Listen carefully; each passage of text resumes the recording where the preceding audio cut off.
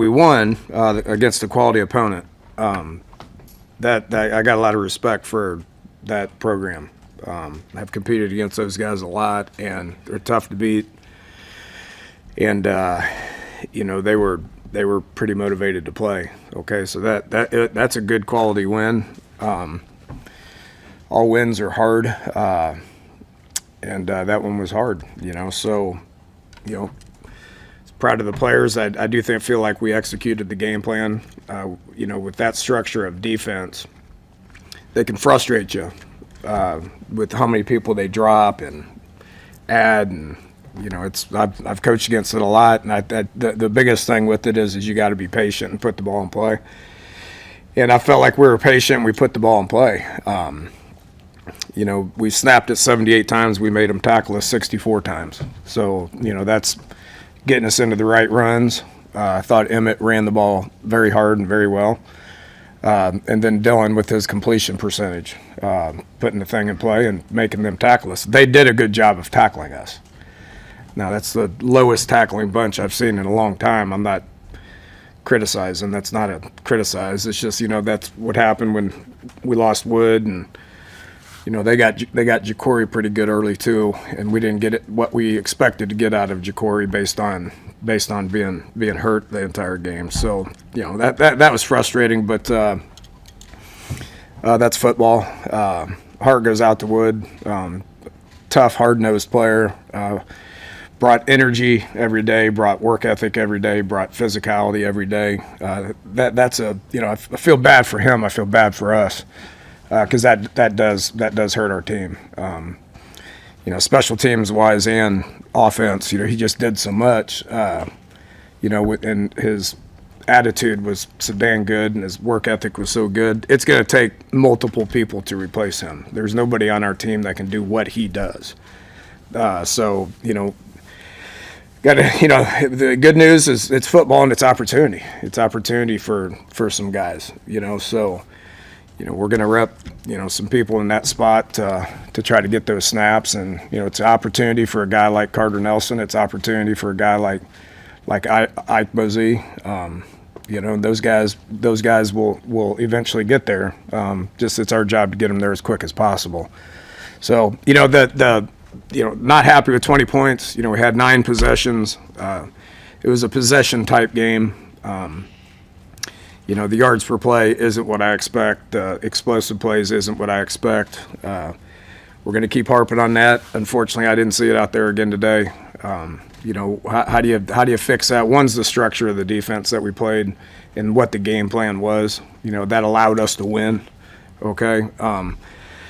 Two, we got to do a better job of blocking downfield when we get people in the open field. We got to do a better job of blocking downfield. We got to do a better job of staying on our feet and making people miss. We made somebody miss 6 times out of 78 times. It's not or 64 times is when they had to tackle us. So, we're gonna work hard on that. The last drive I was pretty aggressive with it, just based on not wanting to hand the ball off and punt in 3 plays. So I was pleased with the 3 first downs and the 5 minutes of clock, but.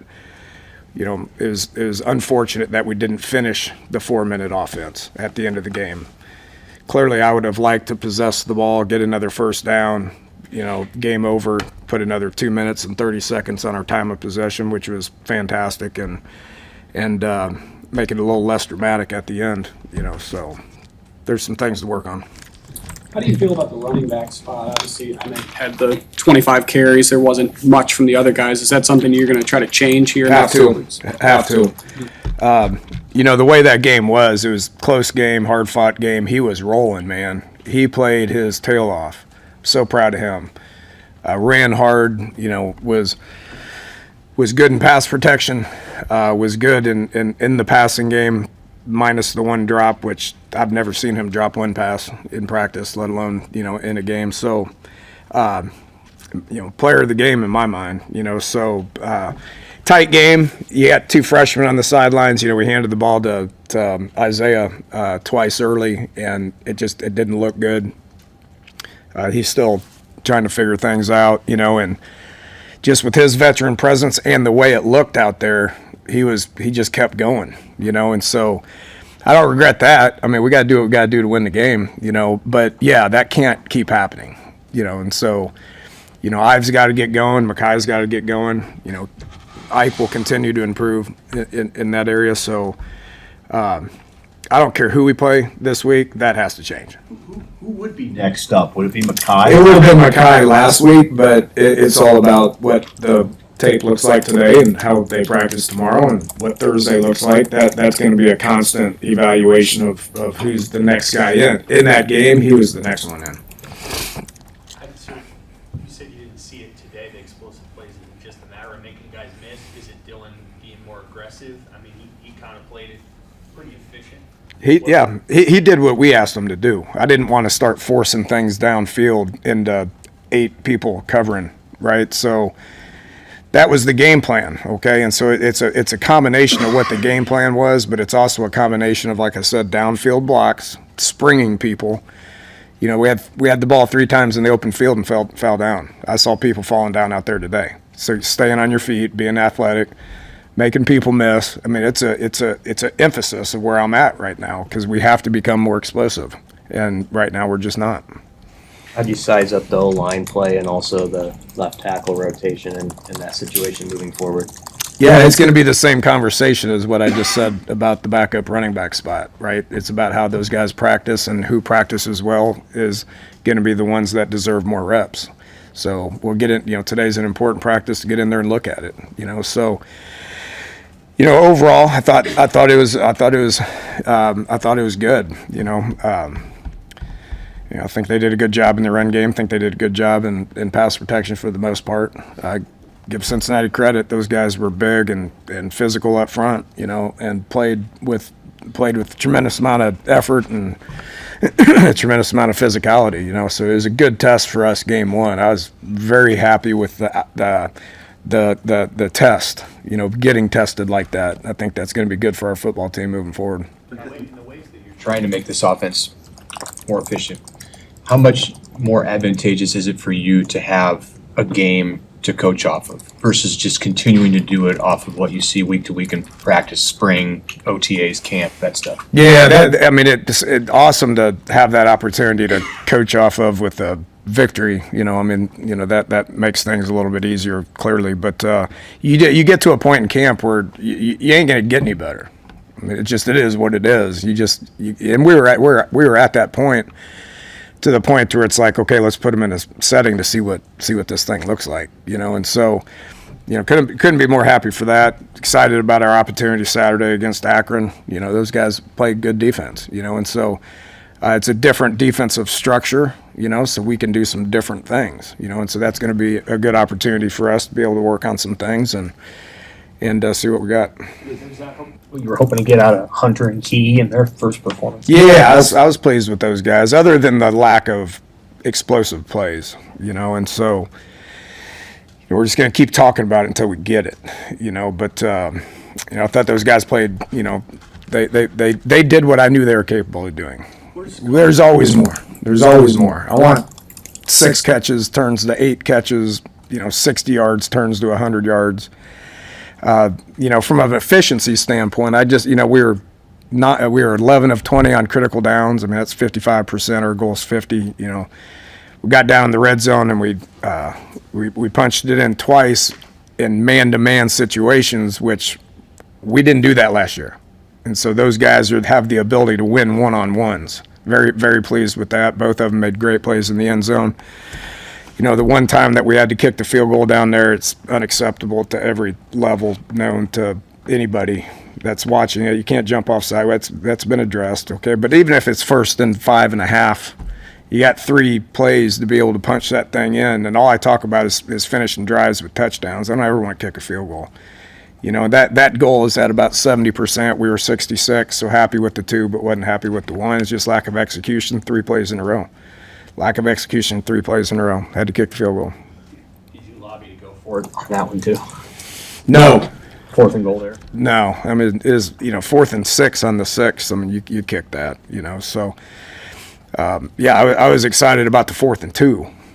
Okay? I mean, that's a go for it. 4th and 6 at that point in the game was not.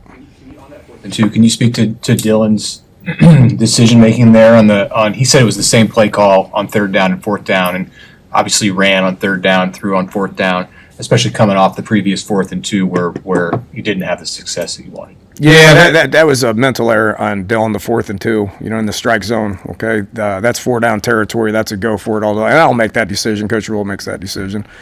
But down there on the goal line, we ran that play, and it's a bang bang, got to make a decision thing. In 3rd and 4, he handed it, and we had to look and just called the same thing with conviction, man, and just said, just execute it, And I told him to ride it just a little bit longer, so that gave him just a hair longer. But Dane popped, and it was obviously pretty good for our football team that we punched that thing in. Matt talked about Carter Nelson's importance now increasing. What have you seen from Nelson, through camp and then into game? Yeah, he's just now getting his legs underneath him. I mean, he didn't do anything for 6 months, and so, he was on a rep count early in camp. Just over the course of 5 weeks, that rep count has gotten up to the point to where now he's not on a rep count. I think week 3, we were not pleased with how he was running, and he was just dead-legged and just trying to get him underneath himself, I mean, that's hard when you don't do anything for 6 months. But now he's back. I see what Carter is now. Okay, so now it's just about the opportunity. It's about logging the reps. It's about putting him in position, putting him in the game. I think he got 5 reps last week. That's not enough. He's going to get more. And I'm excited about what he can turn into. And given your experience as an assistant and also as a head coach, do you feel that the adage of the biggest improvement comes from week 1 to week 2? Does that always hold true? Yeah, first couple games, absolutely. Coach Rule is pretty adamant about game 1 to game 2. I've always been game 1 to game 2 to game 3. But that's 100% true. I don't think you'd see a coach, that wouldn't say that. But with the same breath, we want to be playing our best football in December, and so I think that's just a constant. Game 1 to game 12, can we just continue to steadily increase, what that thing looks like for sure. You got a Luke Lindenmeyer, 5 for 5, 47 Are they yards. chanting his name in the stadium? Somebody said that. There's Luke. That's awesome. It's his birthday today. Happy birthday, Luke.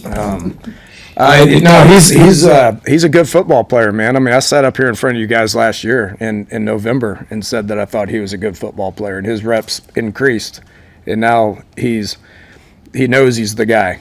And now he knows he's number 1. He's playing like it, and so he has the ability to get open. He has the ability to catch it. He has the ability to get it upfield and get us first downs, and then he holds his own in the run game as well. So good football player, man. He just keeps getting better. All right, thank you.